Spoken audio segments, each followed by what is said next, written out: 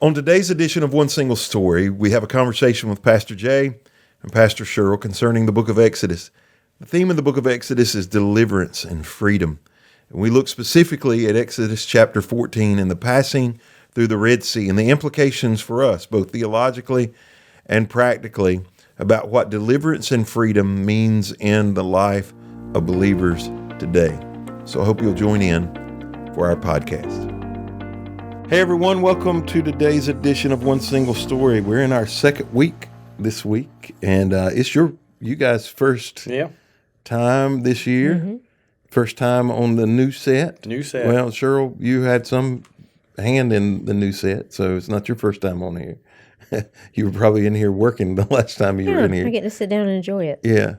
So we're in a different format this year, and so book of Exodus is the book that we preached from this past Sunday, is the book that we're reading from this week. And the theme for the book of Exodus is deliverance or freedom. And what I would like to hear from you guys is maybe a couple of stories that stick out to you or a favorite story of yours. We're going to talk about one specific one. A favorite story of yours that in the book of Exodus that symbolizes freedom. So we're going to just curious which ones of the stories stick out to you in the book of Exodus. I always come back to the Passover. You know, the last. Did I take your answer? You did just take my That's answer. why I went first. Darn it. And when the plagues came on Egypt, and God was forcing Pharaoh's hand, and he did it in such a way so that he would get maximum glory out of what he did. But to know that the death angel was going to come, but yet we had an early clear picture of the work that Christ would do for us. You know, that there had to be blood that had to be shed and had to be applied. And he said, when I see the blood, I'll pass over you. And I grew up in a church that was a very familiar hymn that we sang oftentimes. And but I think for me that is one of the most profound points of that entire book, the application and the early picture that we see of the redemptive work that Christ would ultimately do for us. Sheryl, is there another one that sticks out to you?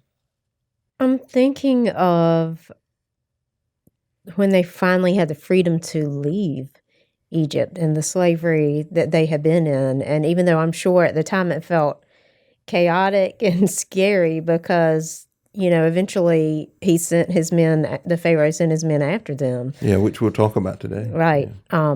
But that they had been enslaved for so long, and then finally the day came that they had the opportunity to walk out of it. I think those are kind of the two big pieces to the deliverance piece of it. You know, early on you see Moses being delivered from death, you know, from at birth when he first should have died, and then from the water, you know, when he could have died, being taken to Pharaoh's home, and then, you know, he's delivered in the desert, ends up, you know, getting married. You know, there are quite a few of those stories, but there's other deliverances or freedoms that they experience even after they leave Egypt. The waters of Mara, God gives them instructions to throw a stick in, and it turns the water sweet, you know, where they can drink it, keeps them from dying. He gives them water from a rock. You know, they're freed from death over and over and over and over again in the story. Manna to eat, you know, even things like Jethro coming to Moses, his father-in-law comes to Moses, and Moses is stressed out because he's got too much to do, which is kind of funny. The conversations we've had just before we come in here to record this. But he's got too much to do, and Jethro says to him, "Stop trying to do it all.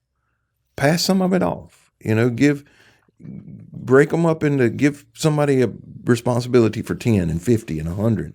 and take some of it off yourself. And he said, if they can't solve it, then you solve it, but spread, he's delivered from the stress of overwork. Yeah. Even the 10 Commandments are a sign of freedom, that they are freed from, they've been set free from people, and they're given some instructions so that they can continue to live free. And we don't think of rules as freedom, do we? Generally. Not generally, we don't. But isn't that why they're created? Mm-hmm. Yeah, those parameters in the 10 Commandments were really a set of rules, regulations, laws, ever how you want to title them, so that they could continue to live in freedom and experience a healthy society, and everything from how you treated other people to property rights, your relationship with God. Because if they just followed those basic mandates, I mean, they just move forward and live peaceful lives. The illustration I often give is of a stop sign. When I come to an intersection and there's a stop sign, if I follow that rule, it gives the people going in the other direction the freedom to know that they can pass through that intersection, and the people coming from the other directions are going to stop. And that law is in place to provide freedom. If you didn't, it would be chaos. Destruction. And that's right. Or you would have to stop and slow down every time coming from the other direction. And, it's just out from the church here at Highway 17. I'm thankful that stop sign's there, because if every time I was coming down here doing 60 mile an hour and didn't know whether there was a car, going to slow down or not, and occasionally they don't. That's right. And when they don't, it's pretty disastrous. Catastrophic. That's right. And when we miss the freedom or the deliverance that comes with basic boundaries, and then he freed them from their enemies. We go to, by the time we get it, that we see more of that in Joshua, but they're going to be freed from, even enemies. Once they cross the Red Sea, they're going to run into some places that they have to fight and overcome. And so any other pieces to the deliverance and freedom before we get into the text today? Well, there's so many in there. That entire book, like you said, is full of it. One of the things that I think about from time to time is when they finally got to that point of, quote, deliverance, freedom, getting out of there, that God still chose to bless them in that moment, in that he gave them favor with the Egyptians. It says that they asked, inquired, borrowed from them, and they just heaped stuff up on them. That it was almost like you're getting paid back, because there was some gold and silver, and there was linen and all kinds of materials, which we know later would be used to finance the tabernacle. But I love the fact that when God delivered them, that he kind of paid them back monetarily too for some of that time they had spent there and been abused as slaves. And I don't know if this is the right place in the podcast to talk about it, but deliverance is not always as clean as we want it to be. Mm-hmm. I would agree with that. An entire generation had to die before they were free. They kept talking about their potted meat and the fish that they got to eat, and we had plenty, and we had this, and we had that. And I'll be honest with you, my experience of people who have been enslaved by anything, what pulls them back is they begin to see only the good things. Yeah. I was high. I hung out with my friends. Yeah, the familiarity That's right. of it, the repetition of it. There's literally a disorder, a trauma disorder that people go through. Even if it was ugliness and slavery to various degrees, that's the easy thing to go back to over and over again, and we see it in here. Yeah, I would agree. That's what I was going to say. I think it's about comfort. Yeah, comfort. Going back to what is a lot easier than wading out into new water. I would say for all of us, the reason why we don't get set free from anything is comfort. Mm-hmm. It's easier to stay where we are than it is to move. Sure. I've been there over and over again in my life, where this is easy for me, this is comfortable for me. And so, all right, so that's kind of the overview of deliverance and freedom in the book. So let's take a few minutes and dig down into a specific text today that we can look at. So the text today that we're going to look at is Exodus 14. They've been delivered, they've left, the Passover's happened. We know it as the Red Sea crossing, and that's how we would describe it. And it says in Exodus 14, then the Lord gave these instructions to Moses. Order the Israelites to turn back and camp by Pi-Herath, between Migdal and the sea. Camp there along the shore across from Baal-Zephon. Then Pharaoh will think, excuse me, my iPad wigged out on me. Then Pharaoh will think that the Israelites are confused. They are trapped in the wilderness. And once again, I will harden Pharaoh's heart, and he will chase after you. I have planned this in order to display my glory through Pharaoh and his whole army. After this, the Egyptians will know that I am the Lord. So I don't want to read the entire text right this moment. We want to talk about some of the theological applications here. And one of the questions that I think about when I read this is a God that hardens people's heart. That theologically, does that bother y'all?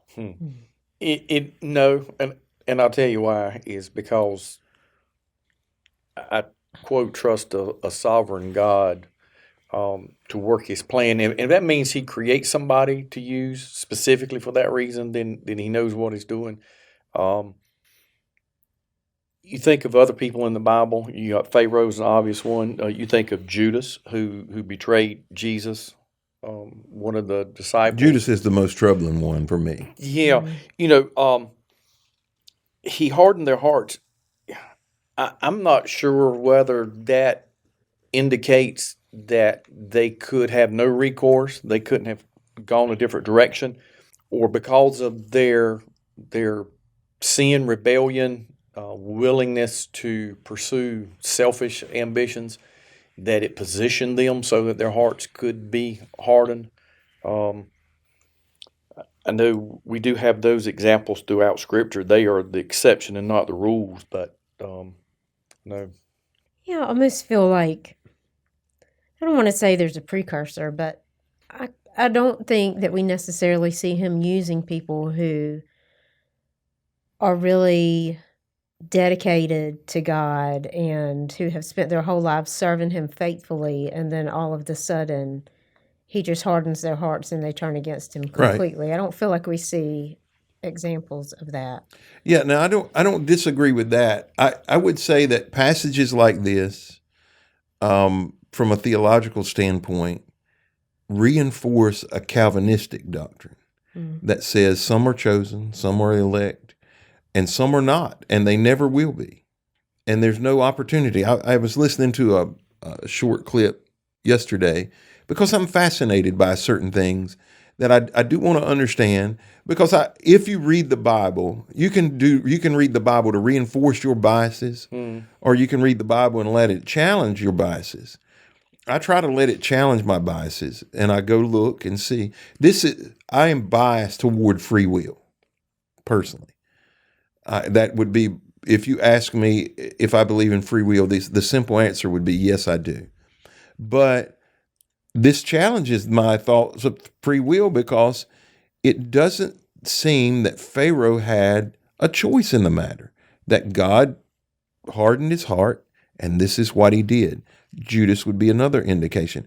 Now, whether that's right or wrong, in the grand scheme of things, I'm not God, so I'm just saying this is from a theological standpoint, this is a passage that reinforces a Calvinistic doctrine. Yeah, I wouldn't argue that point. I go back to Sheryl's comment, though, that there's precursors to this. I mean, obviously Pharaoh and the Egyptians worshipped many various gods. Obviously, they did not honor, respect the God of the Hebrews. Thus, they had enslaved them, had abused them.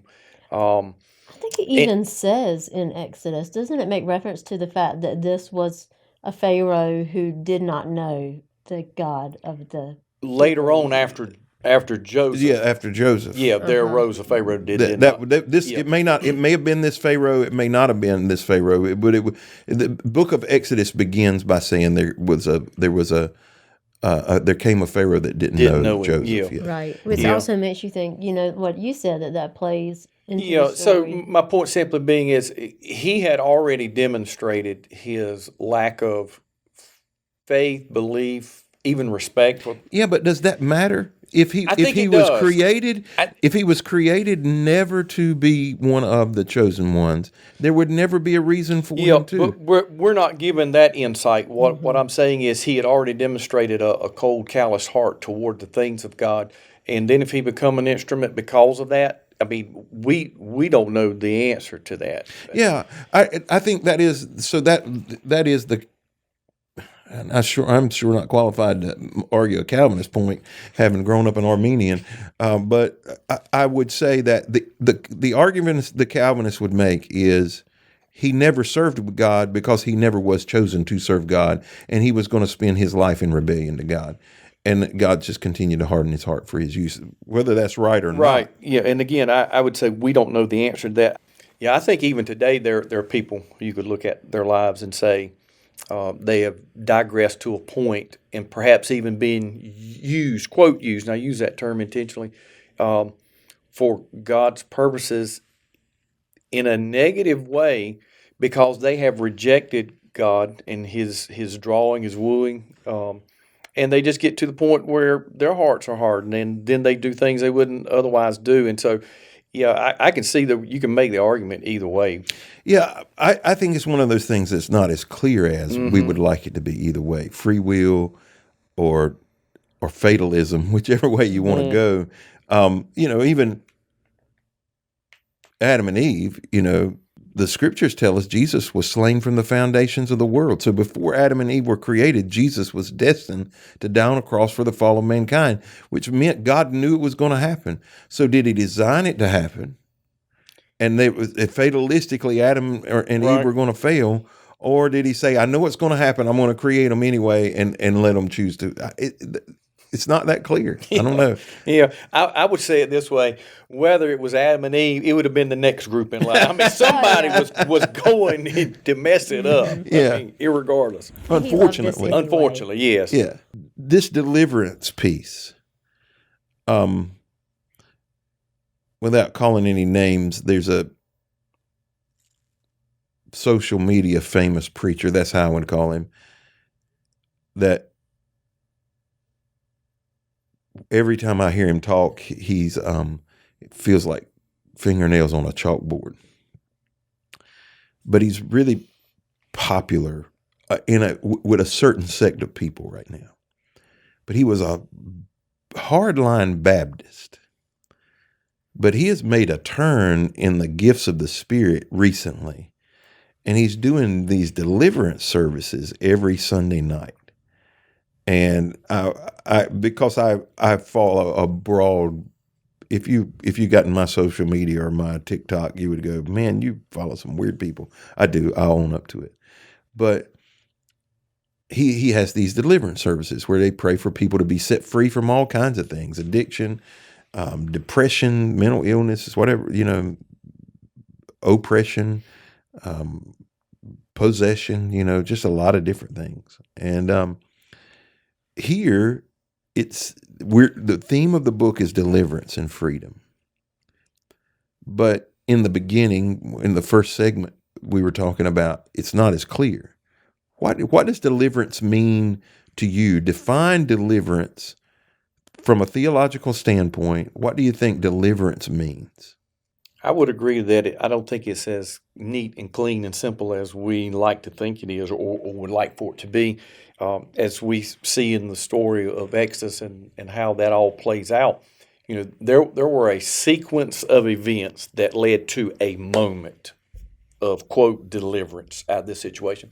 But that was just that moment that pointed them in a different direction. And then they had a whole nother set of struggles and trials and tests and things that they would have to navigate through even after being delivered. I'm even thinking about the story when Jesus raised Lazarus from the dead in the New Testament. When he came out, he was still bound. And even that picture, he literally was restored back to life, but he was then dependent on other people to loose him and set him free. And so I think deliverance, oftentimes we like and want to think of it as a moment, as an event, it's defined, it's over with, life is glorious from this point forward. But I see it simply as going in this direction to that moment of going this direction, opposite direction. And now we have tremendous responsibilities, and it's often work, and it's ugly, and it's often messy, and it's consumes a lot of time. Mm-hmm. I agree that deliverance is not often something that's momentary. I think we can be given a momentary opportunity that we have to choose to seize and keep walking in that direction. But I feel like God puts those opportunities in front of us when it feels like something that has enslaved us. And then suddenly we have the clarity and the strength to choose to walk in that direction and turn and be delivered from whatever it is. But you also have to make the effort not to turn back. Right. You know, you have to keep, like Jay said, it's a process, and you have to keep walking forward and making that decision sometimes every day.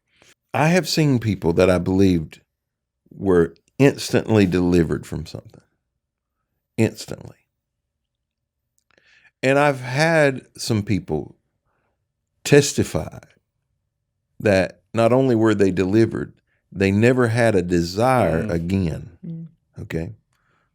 Those two things, deliverance and desire, are not the same thing. They're not the same thing. They're not the same thing. I'm not convinced that deliverance always removes desire. I think it can. I'm just not sure that it always does. I would agree with that. Whether it's drug addiction, sexual immorality, do I believe people can be delivered immediately? The answer is yes. Do I believe they can be delivered over time? The answer is yes. But I'm not sure it removes desire. And what do you tell somebody who believes they've been delivered but still struggles with desires? They did. These people did. We haven't read it, but they start going, why did you bring us out here to let us die? Yeah. I mean, we're what, quick. A few days, about a week, if I remember right. We're about a week, and from the moment of woo, hallelujah, look, we got all their gold and silver, and watch us leave, and everybody's waving goodbye, to man, we wish we were back. What do you tell somebody who's been told they've been delivered or believes they've been delivered, they've been set free, they've had that defining moment? That's how I would describe it. It's almost like sanctification. I believe sanctification is immediate and progressive, both. There's people on both sides that think it's either or. I think it's both. I think there's a defining moment where you say, I'm chasing after God. But what do you tell the person who's still struggling with desires after they believe they've been delivered? To trust that God's going to give them the strength to continue to make the decision that He's given them the opportunity to make, and the freedom that He's given them to walk in it, the deliverance from it. Right. I think wise counsel to those individuals is just what you just said. Is there's a difference oftentimes between deliverance and desire. And you need to be aware of that, and there's some intentionality that has to go on if you're going to continue to live in freedom. I'm thinking of an individual that I know who has struggled with some strongholds and addictions in their life, and I genuinely believe they have found, quote, deliverance, but desires are still there. Mm-hmm. And for that person, what that means is oftentimes I'm talking to them, calling them, texting them, checking in with them. I'm making sure that they are hanging around the right people. I'm making sure that they are in a Celebrate Recovery program every week. And the list goes on and on and on, because even though they've experienced deliverance over here, desires, they still face that. And for some people, that may be a lifelong thing. But I think awareness of that fact, because it's easy to become disillusioned. I've had this great spiritual experience. I felt great. I maybe didn't even have desire for several days, but all of a sudden now all this is right back at my doorstep again. And without that knowledge that this is often a normal process, it's easy for them to give up and to go back where they came from. Yeah, it's like knowing people who were alcoholics, and I know some people who were, and it doesn't bother them to go places where people are consuming alcohol or at a dinner or whatever. But then I know some people who say, I'm not going to be anywhere where people are going to be consuming it or where it's available to me in any way, because they recognize that they do still have that desire. Yeah, and I think you got to be aware You know, the scripture says he's given us everything we need to live a godly life. We just got to use it. You know, there's a difference between having it and using it. Yeah, and sometimes that's a support system. Yeah. Sometimes it is a group. Sometimes it is, accountability, and the list can go on and on and on. Those are all things been made available to us, but like you said, we have to use them.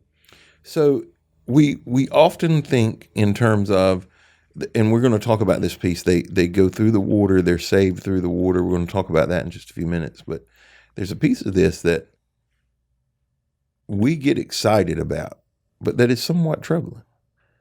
He kills the Egyptians, never to have another opportunity. They're dead. They're out. From a theological standpoint, how do you feel about a God that kills some and saves others? Because, and let me say, Pharaoh's heart was hardened. The other 600 chariots are being obedient. I was going to say they're probably just following orders. That's right. They're being obedient. They're following their leader. How do you feel about a God that just kills people? I mean, I think that something that you just said is really important to consider in that question, because you said that they were only being obedient, but you have to think about who their leader was, who it was they had chosen to be obedient to.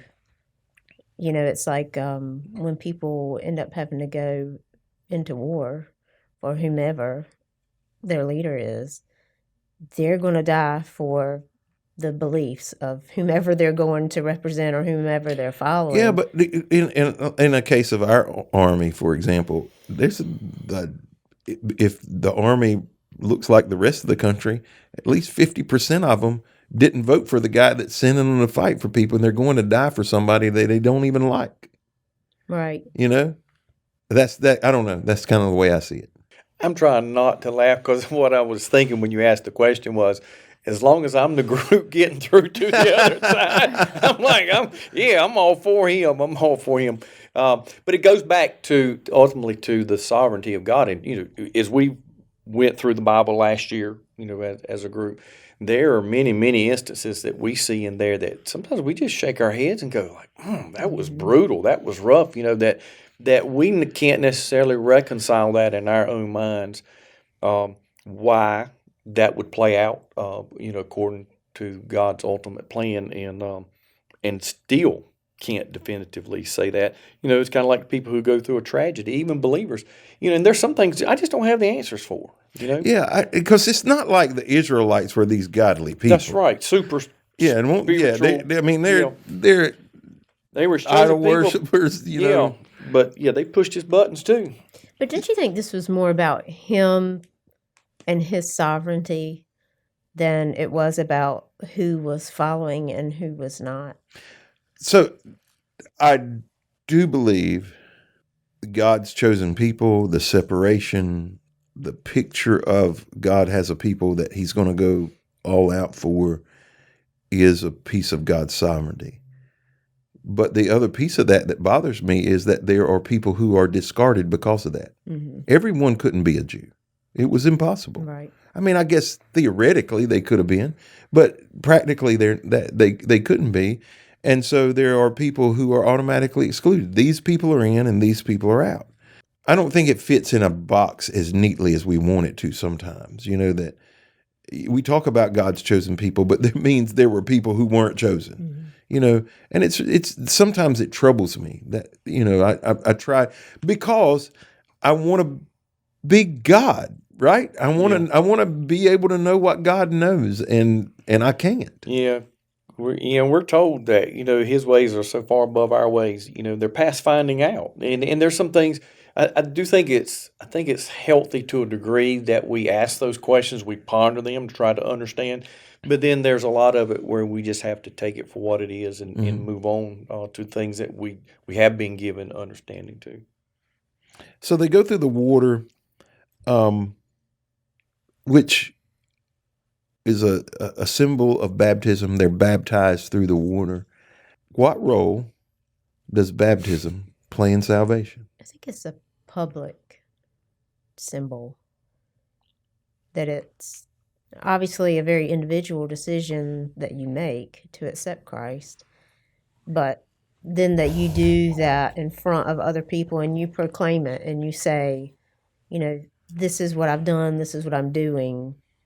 I want you to know this. I think it's not only a proclamation, but a celebration at the same time. Obviously, baptism is important in as it relates to our witness, our testimony. Jesus himself was baptized as an example.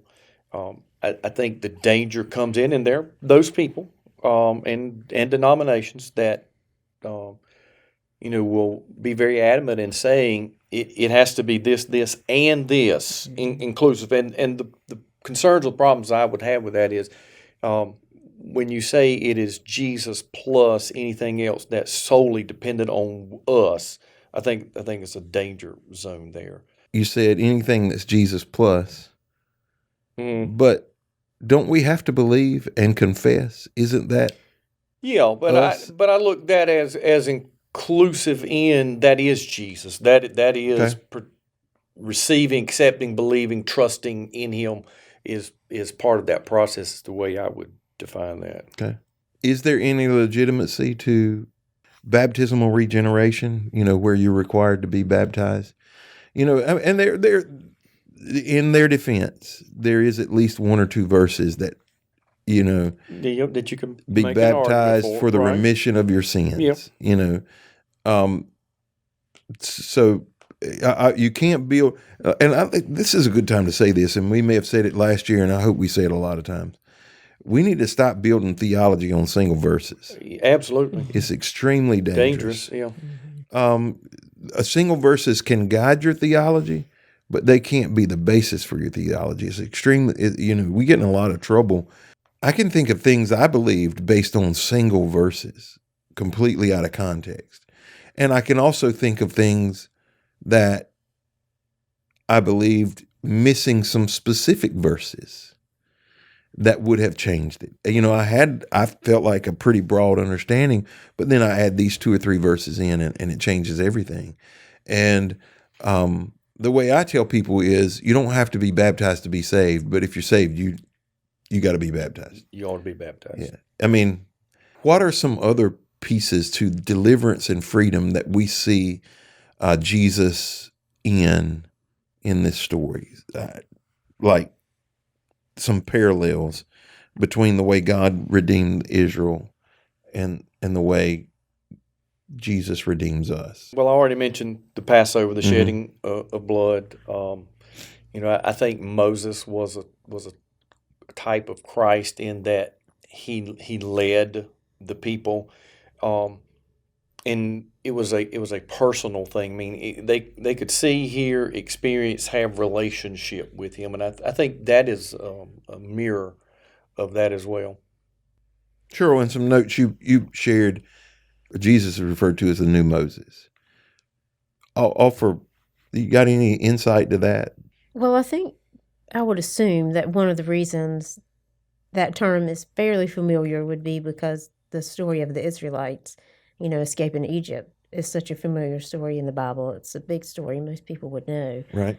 But I also think it's because of him leading this big group of people out of slavery and becoming God's people, that he, received the 10 Commandments, and he was the one who said, this is the way. God has said this is the specific way that he is calling us to live.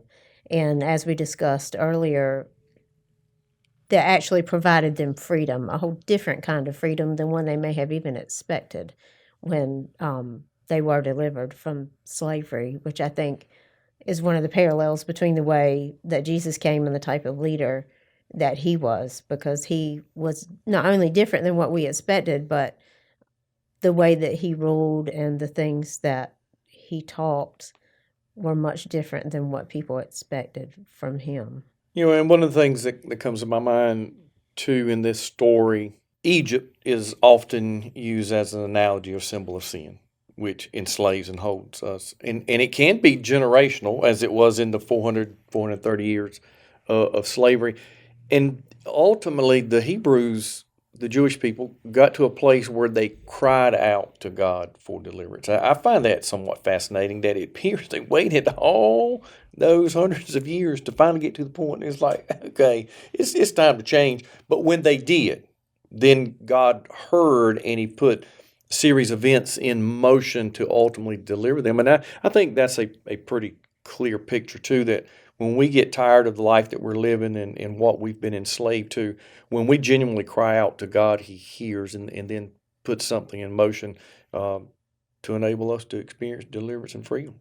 Yeah, I think there's typologies in the water from the rock, the manna from heaven. You know, I just think, but Moses pretty much, I mean, Jesus pretty much reinforces all of the law that Moses gives, you know, repetitively. And that, you know, it's interesting. We talk about one single story, but the typology of Christ in the entire Bible is present. It's there, you know, from beginning to the end. Even in stories where it doesn't say Jesus or even an angel of the Lord, we can see how the picture is coming together. Sure. And helping us better understand. So I want us to take a few minutes now and make some practical applications. We spent a few minutes talking about some of the theological implications of this passage. I'd like us to take a few minutes and talk about some of the practical applications. You know, what can we do when we see this? How do we apply it to our life? And the first thing I want to talk about is how we can better be obedient, or how important it is to be obedient when God's instructions look like they're leading us to devastation. Because the instructions that he gave them was to turn back and put themselves in a position where they were trapped. That's what he told them to do. Which is like, I'm going to say, God, you know, that's what Moses did. Moses like, what are you doing? You've lost your mind. How can we be better obedient even when God's instructions appear, at least on the face, to be leading us to a place that is not positive? It seems to me that a lot of that would just be based on trust, which is going to lean on your relationship with him. Because if it's something that you don't practice in your daily life and that you haven't put into use before, then when you're in a situation like that, that's going to make it, I mean, honestly, even harder to obey because it doesn't seem to make any sense, then that's going to be extra hard if you have not been practicing obedience and trust in the small things. Yeah, because on the surface, I mean, I'm trying to put myself in this story as Moses and as the people. And he says, gives specific instructions to Moses. He said, take them back over there, turn and go over there. Where they're trapped by mountains on one side, they got the ocean, the Red Sea on the other side. It would be difficult to do that as an individual, to listen to those instructions. I think it's even more difficult as a leader when it seems like the decisions and the instructions you're getting from God is to turn people in a direction that seems to you, in your natural senses, to be a horrible decision that you're boxing yourself in and maybe a place that you're not going to escape from, which goes back to Moses had to have that kind of foundational relationship with God to, one, hear him clearly, two, just to be able to say, I may not understand this or like this, but I'm going to do it because I trust you. From a leader's perspective, it's most difficult because we want to win. I mean, I hadn't met a leader that didn't want to win. They're lying if they say, I don't care if I win. Yes, you do. Yes, you do. Nobody wants to lose. Nobody signs up and says, I want to lead people to failure. Yeah. You know, nobody does that. You want to win. And so when you're going in that direction, it looks devastating. And I've seen some people make choices that I thought were bad. And I'm sure I'm not talking about, I've made some choices in my life that clearly were bad. Stupid, you know, just that's the only way you could qualify them. But I'm sure I've made some choices where people go, I probably wouldn't have done that. and they've turned out fine. It was what God wanted. But I've seen some other people take what I considered to be life-altering choices, and I go, man, I don't know if I could have done that. Like, it could be as simple. I have 2 or 3 friends that sold everything they had and went on the mission field. I don't know.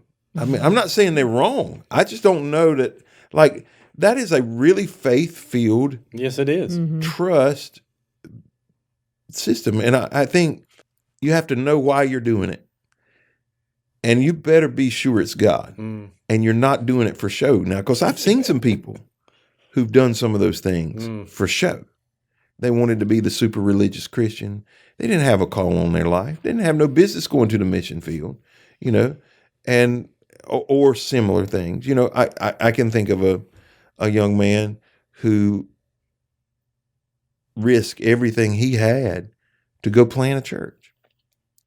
And I knew before he left, he didn't have any business planting a church. The reason he was doing it was because he had some other friends that do it that had been in a similar situation, and he felt obligated, like, this is what I'm supposed to do. I need to be a church planter. No, you need to be somewhere on a staff at a church, letting somebody else lead. You didn't need to be in charge. He was doing it for the wrong motivations. But if you're doing it, I've seen other people, though, that stepped out in faith and did those things, and I was like, man, I ain't sure about that. But then it turned out right. It was the right thing for them to do. And I think knowing who you're obeying is a critical piece of The that. most critical part. Yeah. Absolutely. Is it? Did you have a bad pizza, or did you have a bad night? I mean, because we're in ministry. We've all had bad days. We've had days where we've gone home and said, do I have to do this? We've all had those days. Sure. But Where you think, man, what would it be like to have a job that just had set hours? well, no, I never think that myself. That never crosses my mind. There are some things I think sometimes I go, I wonder what it would be like not to have to deal with people. Stupid people. No, just stupid people. If I could just eliminate the stupid people out of it, that would be beneficial. And if I could just do what I wanted to all the time.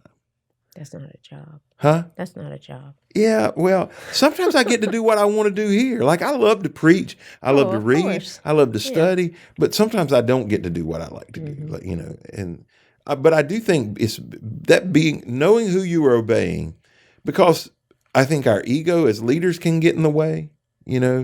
Our emotions can get in the way sometimes. So many things can deceive us and lead us in the wrong direction, and cause us great problems. When they got to there, they start blaming Moses. When things go bad or get desperate, why do we tend to blame other people? We take credit for the good and blame people for the bad. Why does that happen? It's our natural tendency. I mean, when things go well, we want folks to know that we were involved in that, or it was our idea. We planned this, we carried out. We heard clearly from God. When things don't work out so well, it's our human nature to want to blame somebody.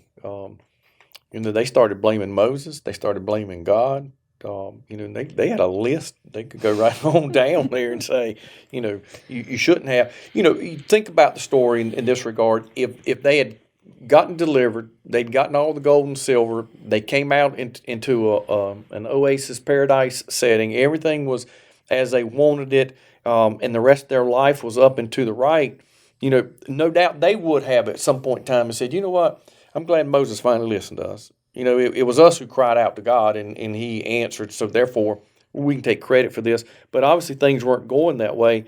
And I think we're quick to bail in the sense of assigning blame when we are uncomfortable or things don't look good on our horizon. We do it in the political arena. We do it in the church world. We do it pretty much everywhere. When things aren't good, they're not what we want, what we like. Rather than looking for solutions, it is much easier, and I think our tendency to point a finger and to assign blame rather than to try to be the answer to a problem. Yeah, I also just think it's like a blind spot almost. Sometimes I think it's not even blatant denial so much as that we just want to believe the best about ourselves. Mhm. So, And we we have want the people to like tendency, us. yeah, we have the tendency to think, well, that wasn't my decision. I was just doing, what they told me to do, which in their case, they were following Moses and believed that he was a between them and God. And then all of a sudden they feel like they don't have food to eat, they're thirsty, they have nowhere to live. And, it's really easy for them to turn around and blame him because Well, he led them there and they don't understand what's going on. the What's going reality to is they happen. could have stayed there if they had wanted to Mm-hmm. in Egypt. Nobody, Egypt. nobody made them leave. They left because they wanted to, but then when it won't go, They were riding the wave. Exactly. Yeah. Everything was super And- exciting, and And I'll speak for myself. That is an extremely hard thing to do, to stand on something that you don't believe in. I give you an example recently. So we just, before we came in here to record this, we're going through a goal exercise, and one of the we talked about they needed to be attainable, measurable, and they needed to be owned by everybody. And one of the things that I experience often is that a group will set a goal or come up with a plan, but if somebody's in front of them that don't like something, they'll say, well, I didn't really want to do it anyway. I recently had a conversation, and they called me about something, and they asked me a specific question, and what I responded to them was, well, the last conversations that we had were A, B, C, and I told them what they were. And the ironic part about this, because this isn't always the case, okay? The ironic part about this was I wanted what this person wanted.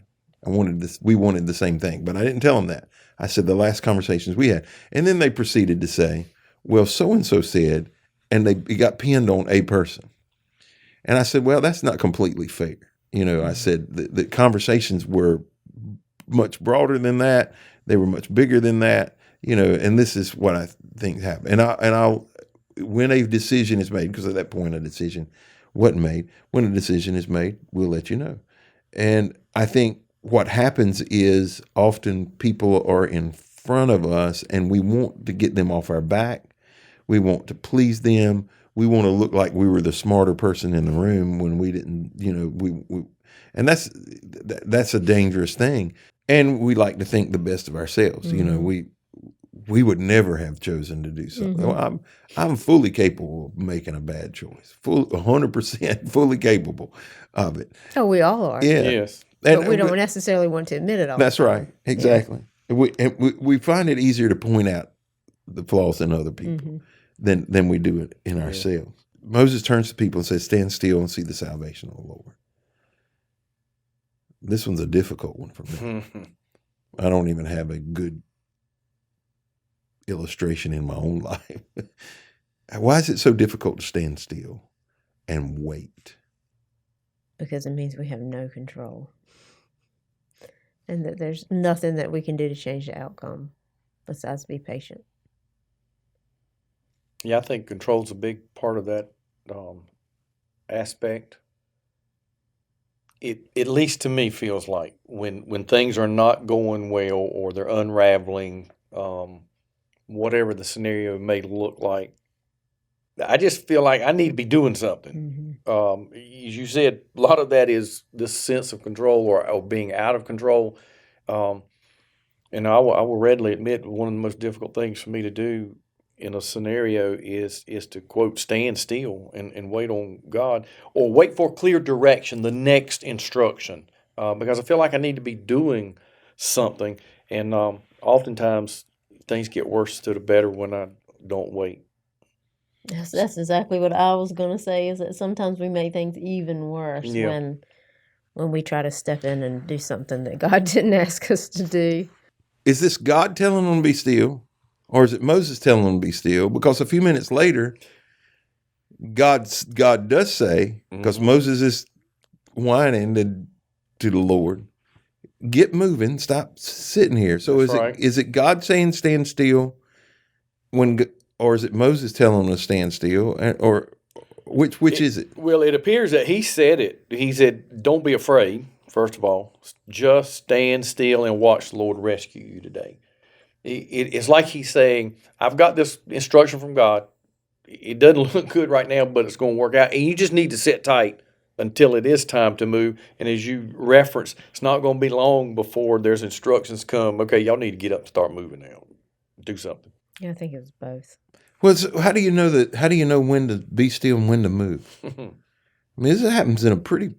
I mean, because they didn't need to get in the water while the water wasn't parted, but they needed to walk across when the water did part. Yeah, it's time sensitive. And I think that the danger is sometimes the water parts, and we just sit there and go, "Oh wow, look at God." Now, when's He going to transport us over? Because I mean, how do we know how do we resolve the tension between waiting and acting? I think here in this example, as Moses was saying to the people, literally, I think this was his intent, was just calm down, be still until we get the next instruction. And then when the instruction came, then he moved forward. He held the staff up in the waters, part of the east wind blew all night, etc. And then they had to make a decision to move forward. It's like the Red Sea is another layer between them and returning to where they had been desiring to go back to. The onions, the leeks, the watermelons, all those things, the fish that they had talked so favorably about. It's one thing when they're still in the wilderness and geographically they can make that trek right back there. It's a whole nother thing now, because this is going to be a huge layer between them and being able to return back from where it was. And the fact, I mean, let's give them some credit. The fact that the Red Sea parted and you got these two giant walls of water. I mean, that can't be easy just looking at that and say, "Whoop, yep, you the man, high five. Let's just dance across here." No doubt a lot of them were like me, was like, okay, wonder how long this is going to hold. Yeah. The wind blew, but it feels like it's letting it up a little bit to me right now. Or all of us going to make it across. That's right. Are we all going? Are we going in shifts? He's the fastest runner. That's exactly right. And you ain't got to be the fastest. You just got to be faster than some of the rest of them. Yeah. You just got to get there before it collapses. And so, yeah, there's a lot of obstacles, and I do find it personally interesting that so many of these things they face had to do with their natural senses. The things that they could rely on, what they saw, what they heard, what they could touch, what they could control or not. They had to bypass those things and trust in what God had said in instructions and the timing of what He had spoken to them. Yeah, it was supernatural. I had a discussion, it's been several years ago, with a guy. He didn't believe in miracles. He believed that every supernatural thing that happened was from God's sovereignty, and He already had planned to do it. Nobody praying had any effect on it. How do you feel about that? What does that have to do with this story? Well, the question I had, because I wrote it down in the theological part of it, was, do we still have miracles, or is it just the divine providence sovereignty of God? Did God plan to part the waters the whole time, or was it just, did they, people that you've seen healed, is it God performing miracles, or is it God's plan? I think the answer is yes. I think it's both. I think it is people acting in faith and obedience and praying, petitioning. And again, I go back to the point. There came a time in this story earlier on where they apparently had had enough, and they began to cry out to God. And then He did something. I guess the question to ponder would be, suppose they just been content, to stay right there and been in slavery right on indefinitely. Would they still be there? Yeah, what happens if they don't walk across? That's right. If they don't go across the Red Sea. They go back into captivity. Exactly. The miracle question. So I have lots of miracle questions in the book of Exodus because I think they lived from miracle to miracle, which is a dangerous way to live. Yes. Water from a rock, manna from heaven, and when it got old, then they wanted something new. They needed some new miraculous thing to happen in their life constantly. Then they got quail, then they got sick of that. Then, it was constantly, they needed some miracle. They lived from miracle to miracle. And when they'd get the miracle, they would turn back to God and they would worship him. But if he wasn't performing miracles, they didn't worship him. As a matter of fact, one of the questions I have in here is, how does miracles affect our worship? Do you think there are people who only follow after God when he does the miraculous, and they can't follow him in the mundane struggles of everyday life? Yes. I think it probably makes it more believable at that time when you have this big, amazing thing happen that you cannot attribute to anything else but God or something supernatural. But if you don't have a strong everyday faith, then that's going to wane. I mean, eventually you're going to forget how amazing it was, and it's not going to feel like it has anything to do with your daily life anymore. And it's easy for you to say, maybe it wasn't that great after all. And you've forgotten its importance or validity to your everyday struggles, and you just walk away. Yeah, we're told we walk by faith, not by sight. The miracles we can see, we experience, and they are great. Don't get me wrong. I'd love to see miracles each and every day, but I do think there's a danger in, if you want to use the term, overexposure to the miraculous, because we start pursuing the miraculous rather than the miracle worker, or the gifts rather than the giver of the gifts, and it becomes about events, things, feelings, rather than about relationship. And it's in the mundane where I think our faith truly grows and develops, and relationship comes out of, not in the miraculous as much as we like it. Him just saying that makes me think of, you know, closer to the beginning of Jesus's ministry, when he was performing miracles for people. A lot of times it was healing, or he brought people back to life. And several times he said, don't tell anybody about this, keep it quiet. And I think that is one of the reasons why, because he knew that there was a huge danger in people wanting the miracles from Jesus as opposed to wanting Jesus. There are times where we have just those moments of ecstasy. Everything goes right. It's either a great service. People come to Christ, but they don't happen every day. Yeah. For the most part, it's a slog. You got to do the same things over and over and over and over again. But it doesn't make it any less rewarding or any less right. The same is true in marriage. There are moments of really high peaks, but your entire marriage isn't made up that way. It's made up of daily relationship where you do the things over and over again. If you survive only on the miracle points of marriage, not going to be a lot to it. No, it's going to be horrible. And the same is true in your spiritual walk. If you live from miracle to miracle, you're a firefly that's always chasing the, brightest light. Mm-hmm. You're going to be disappointed, because spirituality is a relationship. You're going to have moments. We're all going to have moments of deliverance, but every day's not a salvation moment. Mm-hmm. It's not the way I felt when this day I was saved doesn't repeat itself day after day. Those moments of ecstasy. I don't know what else to call them. We associate that with one or two things, but the peak moments of high, they happen occasionally, but the relationship is daily trust, faith, walking, doing what you need to do in spite of not having those high peaks and valleys. Yep. So are there any other, as we wind down, any other things that stuck out to y'all that y'all wanted to make sure we covered, that we touched on while we're here?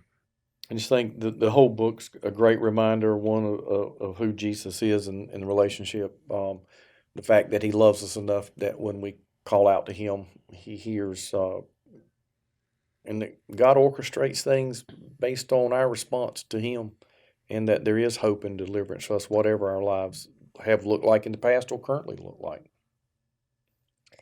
Yeah, and I also think another theme that might not be thought about a lot in the book of Exodus is the fact that God, was holding to the promises that he had made to people generations before when he delivered them and brought them out, Abraham, Isaac, Joseph.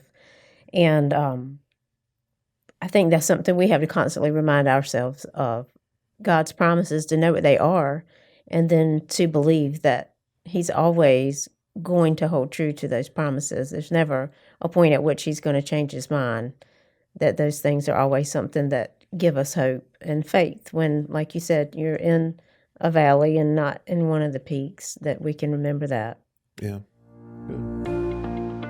I hope you've enjoyed today's podcast on the book of Exodus for One Single Story. Go to onesinglestory.com for more information, the reading plan, access to the journals that we'll be using this year, the sermons that we're preaching on each book and the themes of those books. I think all of us will continue to grow together as we understand the Bible as one single story. Thank you for being with us today.